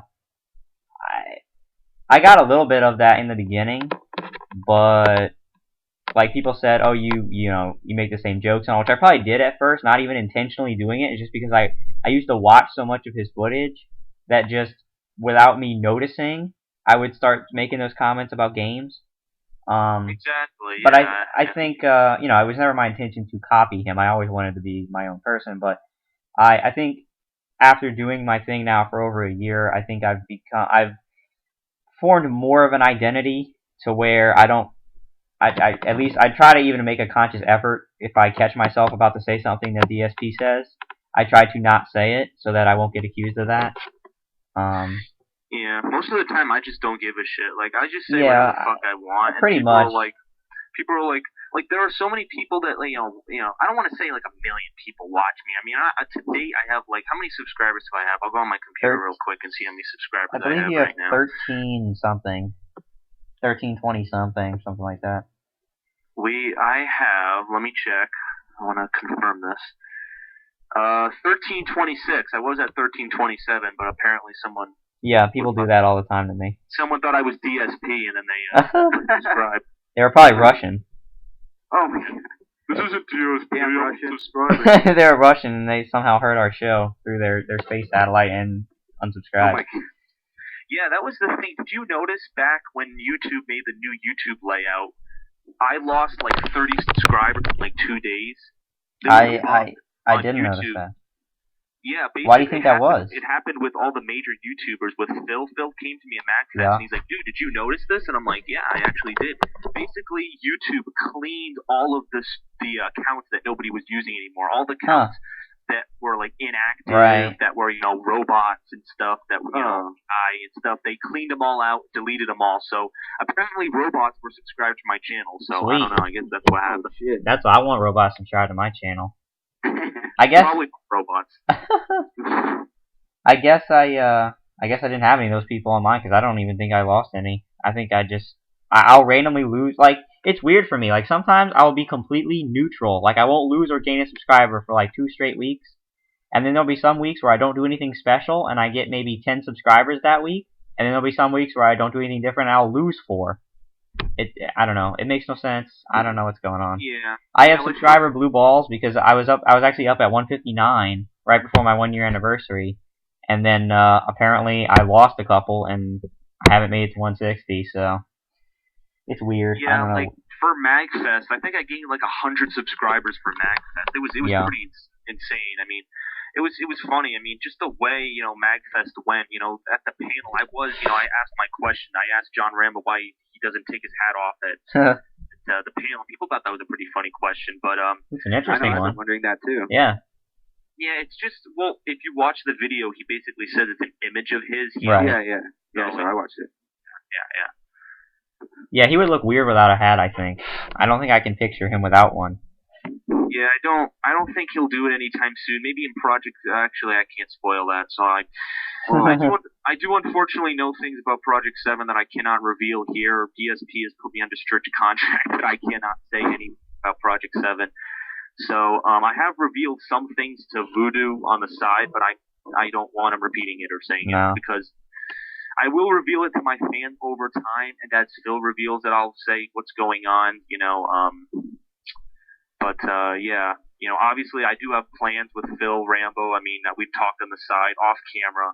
And that's the thing. People seem to assume, they're like, oh, well, it looks like John Rambo and Phil want you to leave. It's like, dude, I'm filming in the moment, all right? You're not there viewing it. You're just viewing it on like a 7-minute video clip, so. Yeah. Is John Rambo like super talkative, or is he more quiet? He's kind of quiet. He'll say a couple of things to me. He'll ask me a couple of questions, and then he'll kind of just sell some things. But he's kind of a quiet guy. Phil's a quiet guy too. And sometimes I'll notice when I'll ask Phil a question, he'll kind of be doing something, and he won't be listening. He'll be like, "Oh wait, what? What did you say?"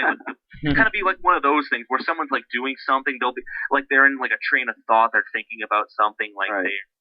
and then they hear your question, they're like, "Oh wait, did someone say something?" It's kind of like that kind of thing. And, I don't know, John. OJ's talkative. He's always talking. Yeah. I mean, when is OJ not talking? That's the thing. OJ is like that video. Yeah, OJ's like a son to Rambo. Like, it's funny. Like, we were in the elevator. It was Rambo, OJ, and me. And OJ's like prancing around, and Rambo's like, "Stop, just stop it, just stop." And I was cracking up. And he's like, and Rambo's like, he turns to me. He's like, "You see this guy? This is what I have to deal with. This guy." He's like, he's like my son. I have to watch after him. He's like a 2-year-old. I don't know. I think John Rambo seems like a pretty philosophical person. I don't know. He seems like a man who would get deeply lost in thought for hours and then come out on the other side with some brilliant revelation. Yeah, they're all smart people. That's what you can. Yeah, from well, absolutely. I mean, they all seem.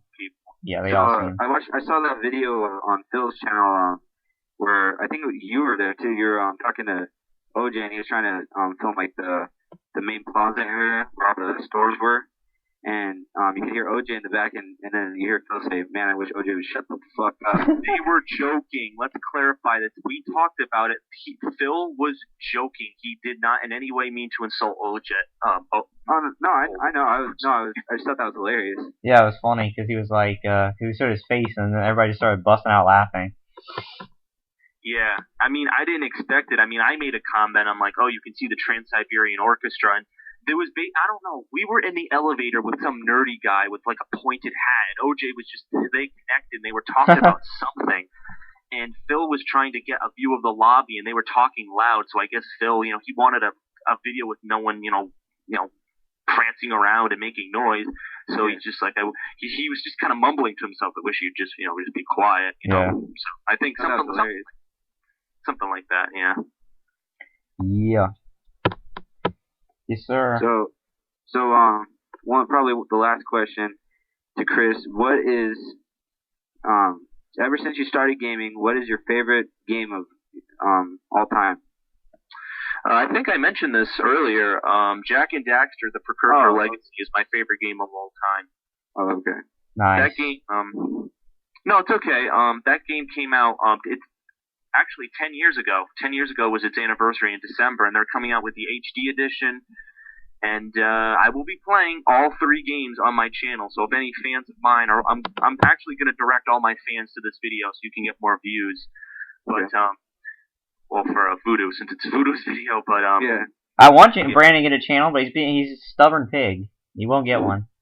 Wait, what'd you say? I said I've been telling Brandon to get his own channel, but he won't do it. I guess he's scared of all the nations, internet nuclear bombing him. What would you put on it? Do you know what you would put on it? Oh, he would find something. He's a very entertaining person. I'm sure he would find something. He'd probably found the time, or the. No, he'd start a series like every week of insulting nations. That'd be his entire channel. Then we wouldn't have to do it on my show. Well, it's really our show. I don't want to say my show. I'm not going to take it. It's our show. The show would not be it for Brandon. So yeah. He's a funny guy. So anyway, you were saying. What was he saying about, Jak and Daxter? Oh, that was my first console game ever. Before that, I played games like Age of Empires and, I was a PC gamer before Jak and Daxter on the PlayStation 2, and then I was into the wave of PlayStation 2 classics, Ratchet and Clank, Sly Cooper. I was into all those PlayStation games. I was a hardcore PlayStation fan. Yeah. Me too. And I love Crash Bandicoot. Oh, yes, Crash Bandicoot, Spyro. I loved all those. Yeah, Spyro, too. Yeah, that's awesome. Yeah, and then, Sony kind of went south. All my friends, I moved. I used to live in New Jersey. I actually mentioned this on camera. I don't mind saying it. The shore. Yeah, no, not I hate when you're getting on my. I hate when people think New Jersey, Jersey Shore. No, it has nothing to do with it. I know it's not fair. It's not fair that's what they portray. People in New Jersey are actually extremely that they are now, I bet. To that show, because some people hate it. Oh, I bet they are, and I bet all the people in Italy are pissed off. Yeah, it sucks. It's the worst piece of shit ever. It's basically a bunch of drunk idiots getting into fights, and people just like it. They could have that show. They could have that show anywhere. They could have that show down here times 25. I guarantee you. It's worse down here. I bet. Oh dear God! Yeah, my gosh, it's just people just eat up shit. I mean, seriously. We got to turn my book into a movie. I mean, you got to. This is what I put before. I don't know if you saw my video. I got to beat Harry Potter. My book is gonna, be the book. That's a big goal. You're gonna be richer than the Queen of England. Yeah, maybe not the Queen of England, but I'll be up there. I mean, well, J.K. Rowling's richer than she is. Oh, really? Well, I don't know. I'm franchise. I gotta get the franchise. I mean, my book, it's good. It's got twists and turns. I mean, once you read this thing, I mean, I don't know if you guys want to purchase it. You can't purchase it from the website, and I told this. Anyone who's international or can't make it, because at these conventions I'm going to, I might go to Kineticon, I might go to Too Many Games. You can meet me at these conventions, and you can purchase the book from me. I'll always be with Phil and Rambo, and they'll be selling their merchandise. You can just purchase everything in one swoop. So the book is $15. The book is $15, but on TheAireaidLord.com, it's $19.95 because there's $5 shipping and handling that I pay, and I ship it to everybody who purchases it. So. Oh, okay. Yeah. So there's one person who bought it. There was a person from New Jersey who purchased my novel who was a fan. It was a kid. It was like a DSP fan, and the mom purchased it. She's messaging me. She's like, "What is this?" And I'm like, "Oh, it's a book I wrote." And so. Cool. Was that the first one you sold? Online, yes. Okay. I sold to people in my local town, and obviously I've sold to. I didn't get any sales at MagFest per se because again, people went there for gaming. They didn't go there to necessarily buy stuff. There were some people who asked for my website. They asked for my name and stuff, and people said, "Oh, I'll check it out later." But yeah. So we were talking about you were a PC gamer, and then you moved, and Sony went south. Yeah, I actually, in my room right now, I actually have the original Jak and Daxter that came out in 2001. The original, like how it says greatest hits at the top? Yeah. This one doesn't say greatest hits. It's the original black bar. It's the original game that came out. The original plastic. It's everything. It's gonna be rare in 30 years. I'm gonna keep it. I'm gonna store it away when I go to college and stuff. I'm just gonna keep it. Yeah. It's gonna be $1 million on eBay. Yeah, there you go. $1 million. Yeah, I wouldn't sell it though. That's a classic game. I might want to pass that down. That's a game that just it touches my heart. It's a game that had a good story. I mean, once you get to Jak 2, you're like, holy shit, what just happened with the story? You never expected it, and that's kind of where I get my influence for my novel. If you want to connect it in that way, some of the theories that I get, time travels in the book. I get that from the Jak and Daxter, TV shows. that I watched. You know, I watched like shows like Avatar: The Last Airbender. Like I watched it a little bit, and then there was like what other fucking shows that I watched when I was younger? Danny Phantom. What Vader Zim. Yeah, all those Nicktoons, the old Nicktoons I watched, and they were the good movies like Gladiator is one of my favorite movies, The Dark Knight, anything with a good story, as I said before. So you know, all those good things that you know can get that message across. Yeah. Well, I agree with you. Sony has gone south. I'll agree with you there. I'm basically a convert. I'm not happy with Sony. I'm not going to go on the whole rant. I've gone on many rants in the past, on YouTube, on everything else about it. So I was thinking of going on a comparative because I recently actually purchased a 360 Slim because my 360 I got in 2009. My original got the red ring of death, and they had to send me a new one. Because I had warranty, but the warranted one was starting to break down, so I had to go out and pay like $300+ on a new system. Right. So I was considering making a rant video comparing PS3 and the 360. The new 360 is so much quieter than the original.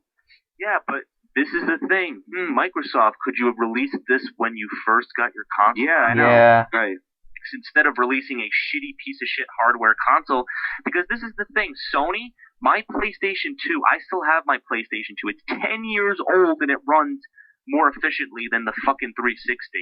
Sony knows how to make their hardware. Where Sony fails, they don't know how to do accessibility and social media contact. Like, some of the things like the 360 mic, you can't do like voice chat properly. You can't view achievement. It's so on the 360, it's so accessible just to look at friends and trophy or not trophies, achievements.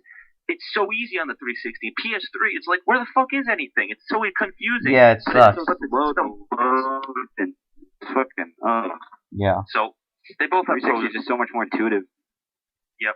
So that's basically they both have pros and cons. So what are you gonna do? Yeah. Yeah. I guess I probably have more issues with the PS3 because that's the only console I had since I got it. I guess when did I get it? 06 maybe. I got it 07, and then once I started actually playing all of these games, I realized that like I can't handle like the PSN and the fact that PlayStation always gets their DLC like later than Xbox, and when it's even. There were times when, on release days of DLCs, they would just close the PlayStation Store so you couldn't get it. You know, and then everybody went in and, you know, stole my information. That was fun. So I said, screw this. I'm getting a 360, and I got it in May of last year, and you were part of the whole PS3. Oh yes, absolutely. Yeah, it was a lot of fun. Oh Jesus! Well, I bought my PS3 in October of 2011, so I so you just that whole fucking thing. you're just scratching the surface. But yeah, I just and Brandon and I, when we were doing co-op, because we did a full co-op playthrough of Dead Island, and the PS3, it was awful. I mean, awful. awful. The voice communication got so bad that we had to communicate over Skype because we couldn't do the voice chat over the PS3. Oh my god, do you know what happened when my second co-op playthrough with Phil and Corruchado for Uncharted 3? Phil's mic didn't work. We couldn't hear him. Yeah, Did the voice. Know that? You watched that playthrough. Yeah, you said that. Yeah, I remember you talking about that. The PS3 voice chat is completely balls. Yeah, it was so funny. Like we were joking around. He went through like 6 mics. The voice chat just didn't work. Yeah. Like, Corruchado and I were just talking, and I watched his video back and see what he was saying. But it was so stupid. The voice chat didn't work on the PS3, and we couldn't hear him, and it was so fucking stupid. Yeah, and wow. Like when the voice chat actually worked for Dead Island before we had to switch, what I had to do on my end, because I could barely hear anything Brandon was saying. And the thing about the PS3 is you can't have the voice coming through the headset and the TV at the same time. So I had to have it coming through the TV exclusively, so it would be on the footage. His voice was so low, I couldn't hear a damn thing he was saying. I had to turn the game volume almost down to nothing and crank my TV up to like 55 volume, and I still barely could hear him. And it's retarded. Yeah, it's awful. This is the point. Sony doesn't know how to make things accessible, make things easy. They know how to make them last. The PS3 is probably a well-built console. I'm not going to deny that. Well, I don't know about that. I just had to get mine repaired because the Blu-ray drive failed on it. So I don't know about that. Oh, really? Well, I don't know. I mean, I'm basing it off of my history. My PlayStation 2. Oh yeah, the PlayStation 2. My 360. The PlayStation 2 is really good. Yeah, I still have my PlayStation 1. Yeah. It still works. Yeah, it still works. Apparently on the old PlayStation models, the Blu-ray drive would fail, and then my friend Dave, who you would get along with extraordinarily well because he's also a Jack and Daxter lover, he had to buy a PlayStation 3 Slim because his would overheat with all the new games that were coming out with some of the graphics that they had. His PlayStation couldn't handle it. Like, I tried to let him borrow L.A. Noire, he couldn't play it. Every time he put it in, it would freeze and die. Wow. So he had to buy a completely new PS3 himself, so... Oh, jeez. Apparently they didn't make the older models of the PS3 as good as they made, you know, the PS2 or the newer models of PS3, because they're starting to fail all over. But then again, Xbox's first models didn't even work past like 2 weeks. Oh my They get God. stupid red rings, so, you know.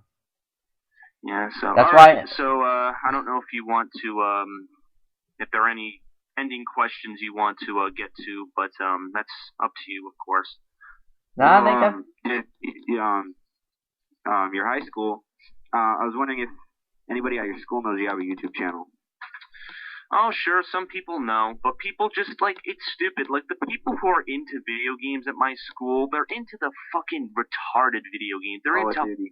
No. Not even, alright? Not even Call of Duty. They're into Minecraft. They're into Zelda and Link. They're into... Oh, I have a 16 gigabyte hard drive, and I'm going to plug it into the school computer and get Minecraft, all of my saved files, and put them on computer. Even though I have a 20-minute break period, I will still do that because I love Minecraft. Minecraft, fuck Minecraft. That is what I think. I'm doing the British accent again. I don't know why. There was some British kid at my school who left because he was so fucking smart. But So I guess the joke's on us in the end. But anyway. Yeah. So I don't know. I mean, just there are some people who think it's cool. There are some people like, oh, really? And I told some teachers I actually make money off of this. And the teacher that I is doing the administration for the marketing project thinks it's the coolest thing ever. I have a really strong relationship with my marketing teacher. He's a really nice guy. That's the thing. I think I have a better relationship with some of my teachers than I do some of my friends. That's sad. I think that's just sad.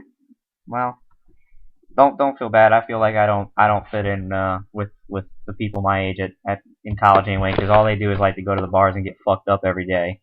Yeah, exactly. I mean, that's why. That's my goal. I have to make sure I go to a college where there's people like me there, because I don't want to relive my bullshit that went through in middle school and high school. That's how it is here at LSU, and I mean, that's why I have a few friends that I'm really good friends with, people who don't do that, and then the other people I don't really. I have my few friends, my few really good friends here, my girlfriend, some other, and then the other people I don't even worry about because I don't want to deal with it. Right. Yeah. So yeah. I kind of feel that. Yeah, it's stupid. I've actually, I've had some of my friends on my playthroughs, like some of my friends, that I used to play like I said, I played a lot of GTA and a lot of Halo 3 with. Mm-hmm. They've been on some of my videos. I did like Chris versus Chris. I had my friend Wadham Top Dog. I had my friend Savon. We did Gears of War co-op. So those are the three friends that have been primarily on my videos. And then I had my brothers. But other than that, that's pretty much it in terms of, people I've done stuff like that. So. All right. Well, I think before this goes on too terribly long, I think we should probably go ahead and wrap up. So, Chris, thank you very much for the time tonight. Appreciate it. Had fun. Talked about a lot of good things. I'll put the two links to your sites in the description, youtube.com/TheAireaidLord and TheAireaidLord.com. That's where you can find his book, The Orb. So, thanks again. Thanks, Brandon, as always. You're the man. Yeah. Thanks for finally getting in touch with me. And, alright. So, for Chris, the TheAireaidLord, for Brandon, I'm Voodoo51292. Thanks for listening. And we'll see you next time on the next episode. Lucretia.